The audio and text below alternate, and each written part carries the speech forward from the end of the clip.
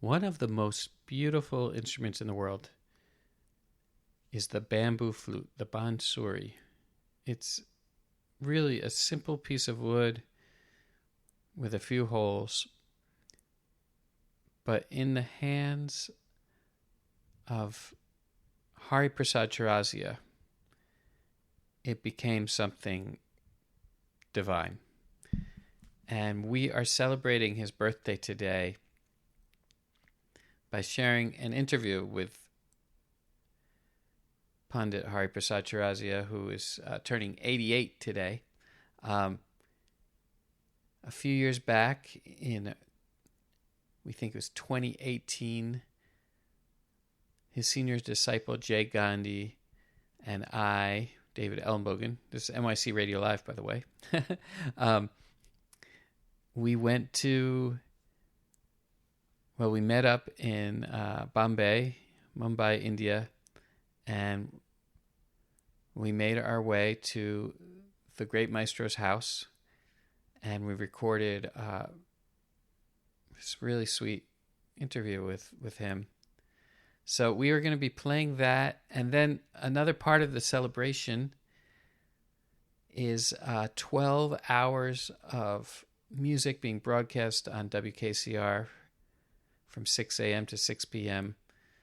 for his birthday, and Jay and I recorded a 3-hour segment of which I'll just be sharing some of Jay's insights and reflections on Hariprasad Chaurasia. And Jay himself is one of my favorite musicians in the world, and is really doing something special with the bansuri himself. So I think you'll really enjoy this. We are now transporting ourselves all the way to Mumbai, Bombay, India in 2018, and sitting at the feet of the great Pandit Hariprasad Chaurasia, who brought something beautiful into this world, and we'll always be thankful for that. Hello, it's okay? Yeah.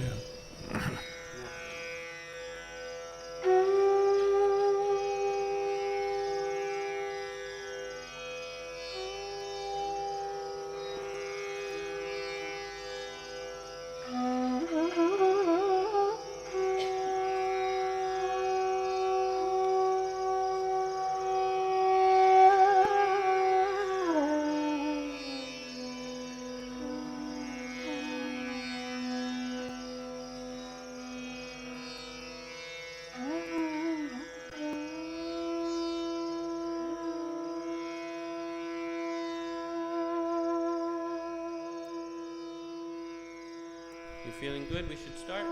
Please. Okay. All right. You are listening to NYC Radio Live. We have the incredible honor to be in the gurukul of the great maestro, Hariprasad Chaurasia. Thank you for taking the time to speak with me. I really appreciate it. Thank you so much. So, my first question that I'm curious about is one of your great contributions is just to the sound of the instrument, the tone, what Jay has talked to me about, something called Teirao. Can you explain how did you discover your tone, your sound? Yeah, first of all, when you play something or you talk something or you try to explain something, the voice or the instrument or anything should be sweeter. So it gives you a different kind of feeling. Sweetness gives you always different kind of feeling. Or shouting or playing loud or music, it doesn't give you that kind of feeling like your expression of voice or expression of instrument. Suppose if the sound is sweeter, then it gives you a kind of good feeling, and also you try to enjoy more and more than the louder sound. And especially Indian music, whenever we play, we try to maintain the sound. That's very important. Jay, you must have some questions for your Guruji. Guruji, you say sometimes that bansuri is the only instrument where you have to tune yourself to the instrument. Other instruments, you tune the instrument. And Yeah, that's a kind of blessing, I think. Because other instrument you tune. Fortunately, they are made in the industry.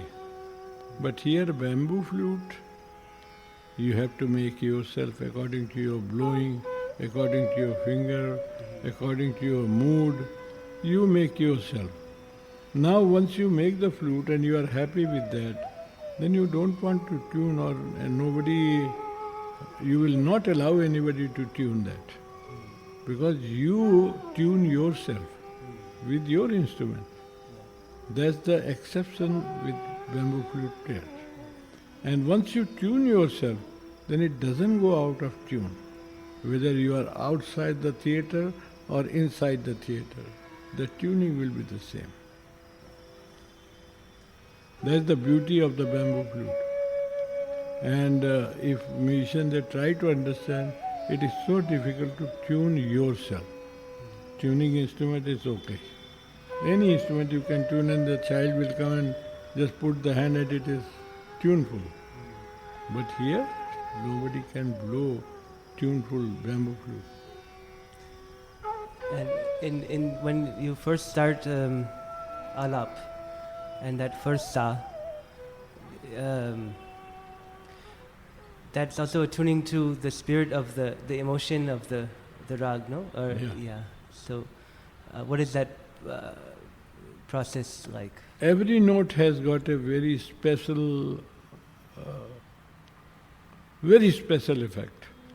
Now it depends upon you what raga you have chosen and what kind of raga give you a special effect. Like if you have chosen a raga which is played only in the morning and you are practicing morning raga in the evening, you will never get that kind of inspiration.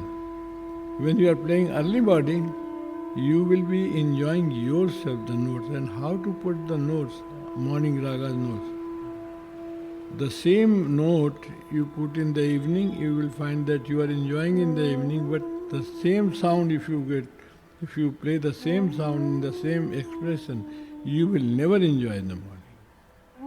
Early morning they have different kind of sound, different kind of notes and different kind of, what do you call, what should I say? Like microtone, you understand microtone? You have to use microtones. Early morning if you play ray is very different than evening ray. That you have to learn properly. So that you never get that chance when your sound is loud, you will never get that kind of ray which you are getting in the evening or in the morning. What should we play, what we have learned. So the same way we use the microtone and we get the proper sound.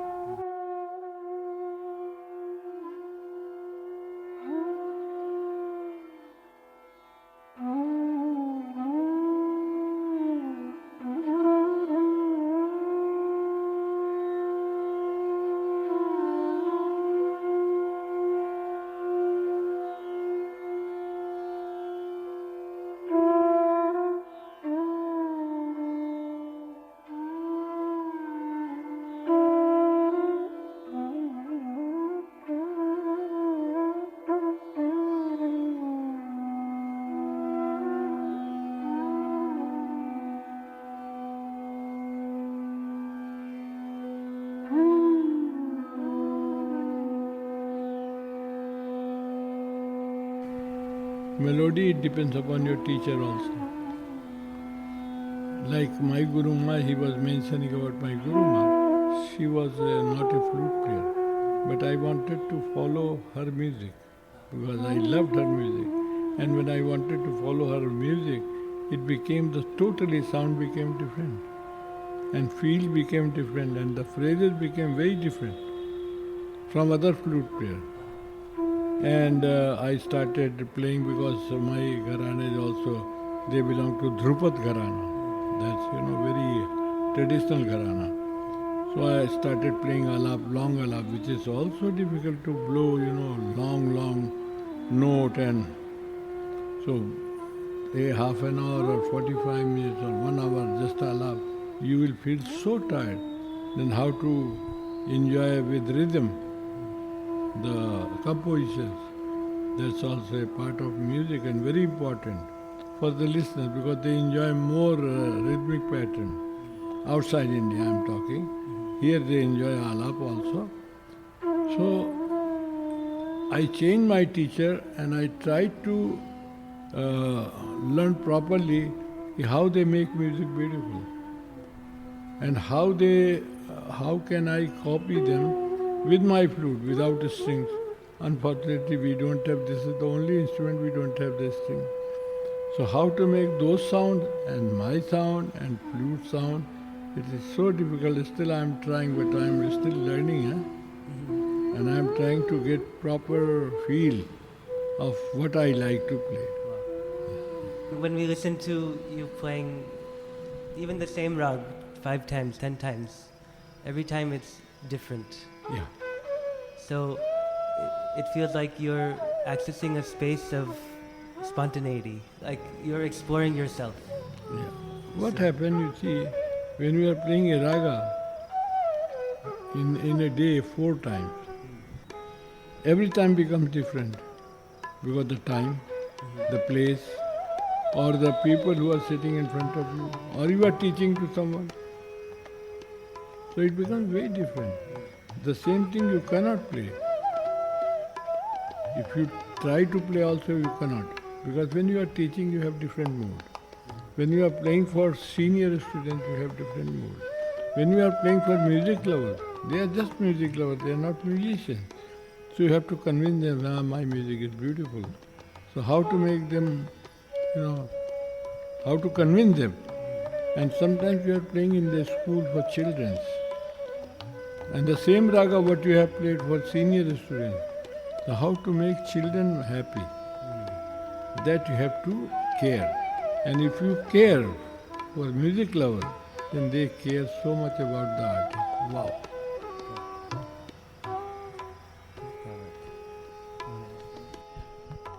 I'm just curious what you think, if you could send a message to younger generation of musicians, what would you want them to understand? Nothing. There's no understanding about music. You have to enjoy. You have to feel something. That I like to listen to bamboo flute. Why? Because you have some kind of weakness of music, or maybe weakness of phrases, or maybe weakness of sometimes I try to record for younger generation, for school children. I have recorded few albums like Now, Here, Out of the Blues, meditative romance. For younger generation, when they are going to school, they love to listen to music. Why to waste time? So I have recorded for them. You will find in the market, and you will see how I make them totally involved, and they say, I love flute. They don't know my name, but I love flute. So that kind of, when I go to school for lecture demonstration, they write and they give me a small piece of paper and they say, I love you and I love your instrument. So I feel proud. My goodness, younger generation, if they start loving music, Indian music, it's wonderful. So nice. It sounds like what you're saying is it's not that complicated, right? It's more not at all. simple. We make complicated. You see, body, God has given everybody beautiful body. We make body complicated with the clothes. What kind of clothes, which suits or not, if we don't mind, we just pick up, clothes and just wear. Whether it's long or short, it doesn't matter.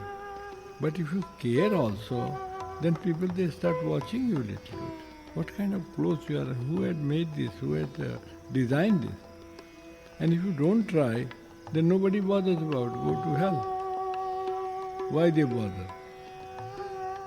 So people, they like to listen to you. When they start liking you, then they like to talk to you.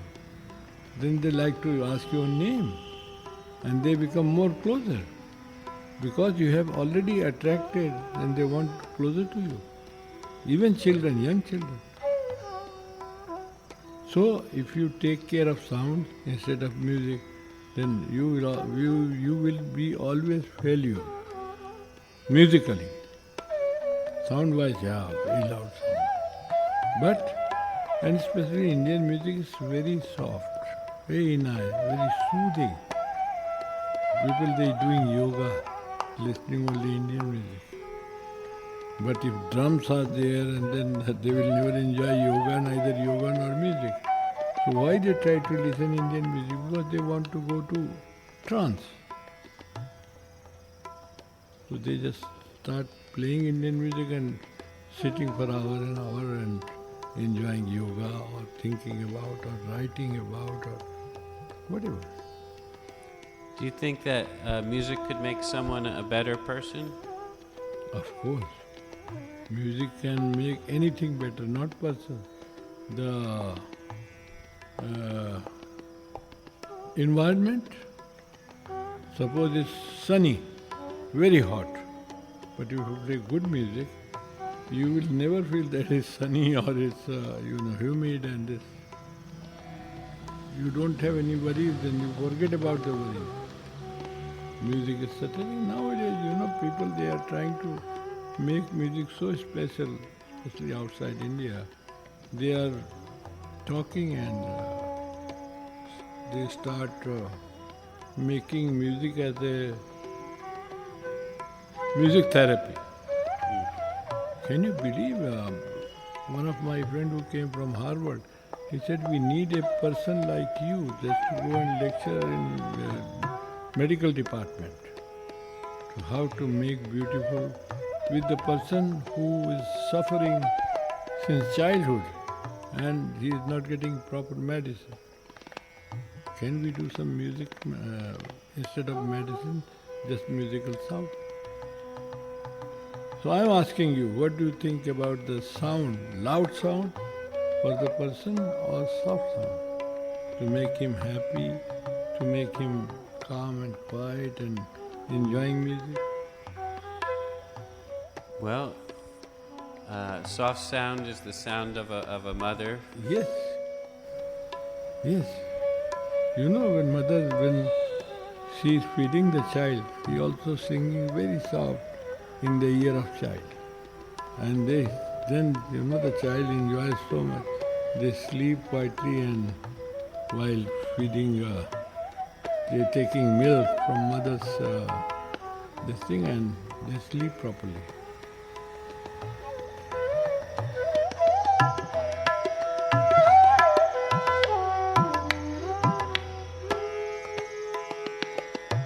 All right. Well, thank you so much for your time. I really appreciate it. Thank you.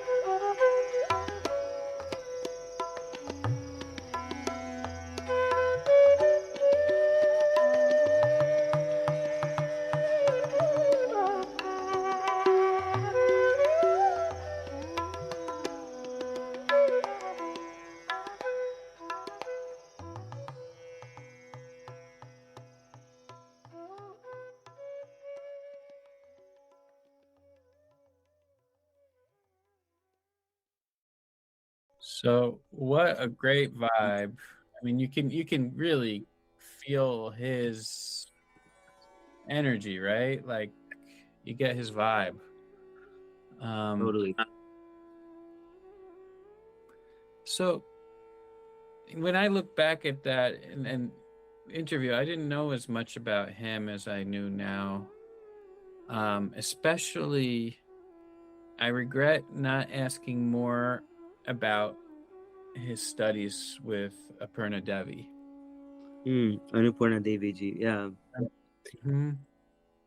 Annapurna Devi is one of the great mysteries of music because we know her biographical details. We know that she was Ali Akbar Khan's sister, and that she was Ravi Shankar's first wife, and we know that she received the teachings from her father, but she was reclusive, and there's only, I think, a couple of recordings, none of them done professionally, but we know about her genius through her students, none more than Hariji. Is that a accurate kind of summary? Yes, yeah, for sure. I think whenever I have spoken to Guruji about her, he talks a lot about just the depth that she opened the door to a kind of depth and like making each note is like, I think she told him, like, each note is like a universe. Each sur, the word sur means a lot more than just a note, but it's like it actually implies that to have a sur is like opening the gateway into infinity in any vibration. So when you hear the note, it feels like a fountain of possibility. And so this kind of thing, there's something called terao in Indian music. It's this terao means many things. It means patience. It means to stay, your mind is not moving ahead of where you are. And so this quality, he talks about how this really opened, being with her opened that up, and the depth of his alap and the depth of his raga expansion, really, it just expanded and you can hear that in his playing. So I think that's one of the most important qualities, or you can even say, if you like the word spirituality, that that depth increased for sure. And biographically, he was already a kind of hotshot Bollywood musician, and he had to work really hard to convince Annapurna Devi to take him on as a student. Maybe you can tell that kind of legendary story, which I don't remember if we got to in the interview. I don't think we did. Yeah, well, the famous. So he always had this quality to his sound, just natural. Before he came to Mumbai, he grew up in Allahabad, and the famous story is that he saw somebody with a flute on the street, and that person just like looked the other way for a second and put the flute on the ledge, and then he grabbed it and ran. He like basically stole the flute. That was his first flute, and he was a family. His father was a wrestler, and his father wanted him to be a wrestler. Didn't want him to do music, but he had this natural love for music, and his neighbor was a vocalist, and he would go and spend time there, and then he got this flute, and he was just playing, and then he heard his first guru on the radio, Pandit Bolanath Prasannaji. So, and that was a big part of his life. And then he went to Odisha, and he was playing in the radio, and finally when he got to Mumbai, he had a strong desire to go to Annapurnaji, because he had met her father some time back, and her father said, you can come to learn from me if you can, or if I'm no longer around, or if you're not able to come to me, then go to my daughter in Mumbai. So he went to her, and she was refused. You should tell us who her father was as well. Oh, her father is the legendary Ustad Alauddin Khan Sahib. That's Ustad Aliyapur Khan Sahib's father. That's Pandit Ravi Shankar Ji's guru. So, and he had many great disciples. So he was trying to go to, and he was also busy already playing in all the films and he was already a successful musician in the Bombay scene. But she initially was, refusing him. She was very, known for being very moody and not, reclusive. So for a few years, she was saying, no, go back, go, you're playing your Bollywood. That's great. But, and then finally, she's like, if you want to come to me, you have to start from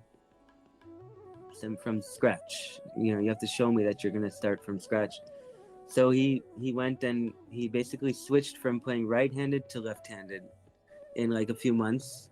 He was just practicing, and he came back and he said, okay, see, I'm playing left-handed I'm starting, this is how I'm, symbolizing my starting from scratch, and which is quite an amazing story. Yeah. Yeah. And he remained playing left-handed for the rest of his life. Yeah. Yeah. What an amazing figure. And it's like, because there's stories in her her biography about their relationship that she would have a sign on her door which said, please ring the bell once or 3 times. If no one answers, please go away. Yeah. Very hard to get to. And she would like, there's times she would suddenly get into a fit about something and throw a tampura at him or something like that, and he would look at her and she'd look at him, and he'd look back at her and she'd look back at him, and then they just burst out laughing. Yeah. Yeah. Yep. He like ducked out of the way, and the tanpura hit the wall and broke into many pieces. And yeah. I mean, and it's amazing. He was like, he was busy with his career. He would go, and then he would finish like at late night, and he would go and learn at 2 a.m, or like it was just a special relationship, and obviously, sometimes challenging. She was moody, and but it definitely was a transformative period in his music and life. And she represents something in the music, right? I mean, there's the side of this music that has tried to meet the audience wherever they might be, whether they're used to more commercial strains of music or they're used to concepts of entertainment, modern concepts of entertainment. And it seems like what she represents for a lot of musicians is something quite different. What would you say she kind of represents for Hindustani classical musicians like yourself? Well, I've never actually met her in person, and so I mean, it's a lot of us have our stories because she was so reclusive. But in general, I mean, if we're gonna go by the qualities in Guruji's music and the quality of,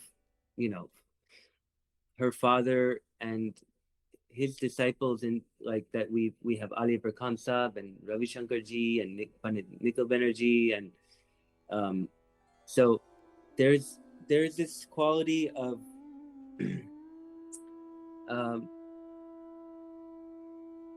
trying to go inwards, like this the music is for peace, and peace means connecting back to the original self, the self before our identities and our personalities and all that stuff, that bigger self, which you can call it God, or you can call it love, or you can call it the present moment.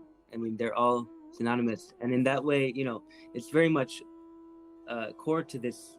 What's so unique about this, the traditions in India of music, Indian classical music in the north and the south, and so many of the traditions, including yoga, for example. Yoga means union. It's not just an exercise. It's a way of connecting with the center. And so the music is the same. But the thing that's special about the music is that even while we're connecting to the center, it's an audible sound, and it's also expressive. So it's so powerful because it's for ourselves, but yet it's audible, and we can share that feeling. So we're not playing, it's not about playing to the gallery, although these days maybe many musicians do that.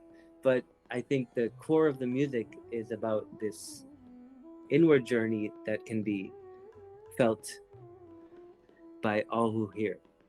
Mm.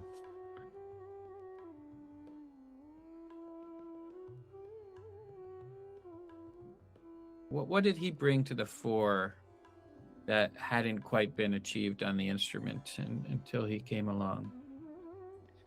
Well, I feel, his sound is just phenomenal. It's his intonation, but the word intonation is not, it's like not even a good enough word. It's like it's a kind of sound that you can just lose yourself into it, and it has a impact. So there's a word asar in India, or tasir.